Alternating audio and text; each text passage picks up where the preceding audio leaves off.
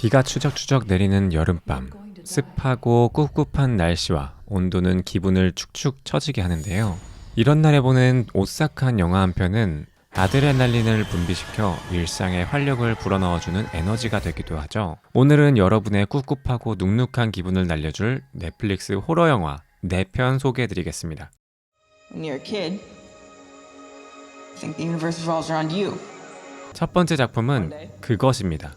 1980년대 미국 메인주의 대리라는 한 작은 마을. 우중충하고 집중호우까지 내리는 어느 날, 몸이 아프고 허약한 빌은 동생 조지에게 밖에서 가지고 놀 수 있는 종이배를 만들어줍니다. 조지는 비 오는 길에 배를 띄어 배를 따라가는데 배가 하수구로 떨어지고 그곳에서 자기를 페니와이즈라고 부르는 광대를 만나게 됩니다. 페니와이즈는 조지를 가까이 오게 유혹한 후 하수구로 조지를 끌고 가버리고 조지는 실종되어 버립니다. 다음해 여름, 빌과 친구 리치, 마이크, 벤, 베벌리는 루저 클럽이라고 불리며 양아치 무리들에게 괴롭힘을 당하지만 계속해서 동생을 찾기 위해 노력하고 있습니다. 실종된 동생을 찾던 중 아이들은 자신이 겪은 것을 이야기하다가 모두 광대와 한 번씩 만났었다는 것을 알게 되는데요.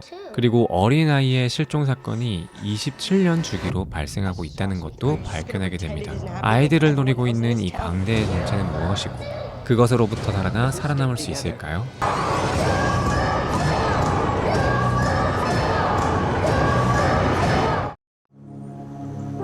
We've had a number of potential nannies come through already. 두 번째 작품은 더 보이입니다.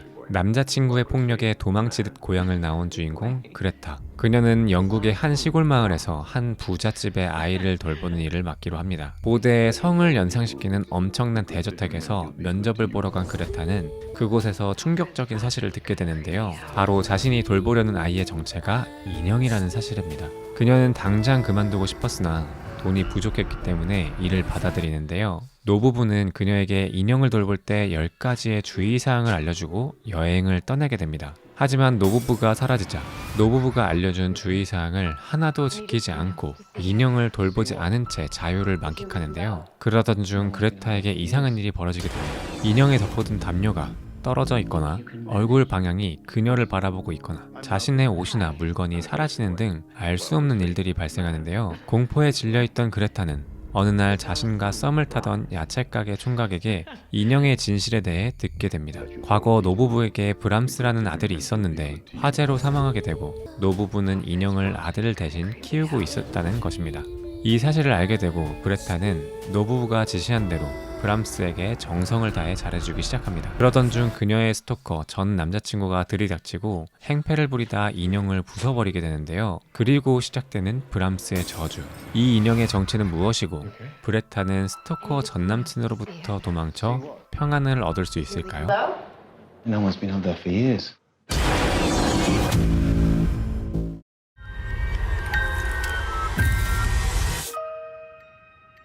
세 번째 작품은 애나벨, 인형의 주인입니다. 애나벨 시리즈의 두 번째 작품인 애나벨 인형의 주인. 현재까지 총 3작품이 공개되었고 그중 가장 무섭다는 평가를 받은 작품인데요. 평범하고 행복한 삶을 살고 있는 인형 제작자 멀린스 부부. 어느 날 그들의 딸이 자동차 바퀴를 갈던 중 부품을 주우러 갔다가 차에 치여 죽게 되는 불행한 사고를 당하게 됩니다. 그로부터 12년 후 소년원인 보육원에서 여러 소녀들이 부부의 집으로 들어오게 됩니다. 이 집으로 오게 된 수아마비 때문에 다리가 아픈 소녀 제니스는 어떤 한 방을 발견하게 됩니다. 하지만 문은 잠겨 있었고 이를 발견한 멀린스는 그 방으로 절대 들어가지 말라고 신신당부를 하게 됩니다. 어느 날 제니스가 잠을 청하고 있는 사이 누군가 방문에 쪽지를 두고 가게 됩니다. 쪽지를 따라간 곳은 멀린스가 들어가지 말라고 하였던 방인데요. 그 방은 이전과 다르게 문이 잠겨있지 않았고 그곳에서 제니스는 애나벨과 마주하게 됩니다. 다음날 제니스는 수녀에게 있었던 일과 인형에 대해 이야기하지만 수녀는 대수롭지 않게 여깁니다. 그리고 점점 집 곳곳에서 이상한 일들이 일어나기 시작하는데요. 제니스를 비롯하여 모두에게 헛것이 보이기 시작하고 인형은 점점 아이들을 죽음의 공포로 몰아붙입니다. 이 인형의 정체는 무엇이고 아이들은 저주받은 인형으로부터 살아남을 수 있을까요? I'm 72 years old. What do you make of that voice? 세 번째 작품은 컨저링 2입니다. 1977년 영국 앤필드 워렌 부부는 교회의 요청에 따라 집안에 알 수 없는 현상이 일어나고 있는 영국의 한 가족들을 돕기 위해 이 마을로 오게 됩니다. 사연의 주인공은 이혼모인 패기와 4명의 자식들이었는데요. 패기가 이혼 후 영국의 싼 집으로 이사 오게 되었고 이곳에서 이상한 일들이 벌어지게 됩니다. 특히 둘째 딸인 자넷에게 이런 일들이 집중되기 시작하면서 집을 나와 이웃집으로 피신하게 되죠.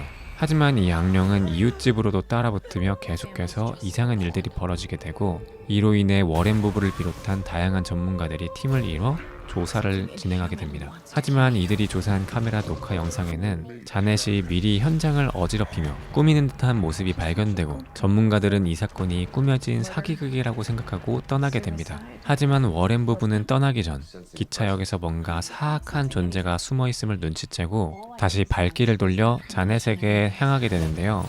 이 이상한 일은 왜 일어나고 워렌 부부가 느낀 사악한 존재의 정체는 무엇일까요? Honey, you're bleeding. What is happening?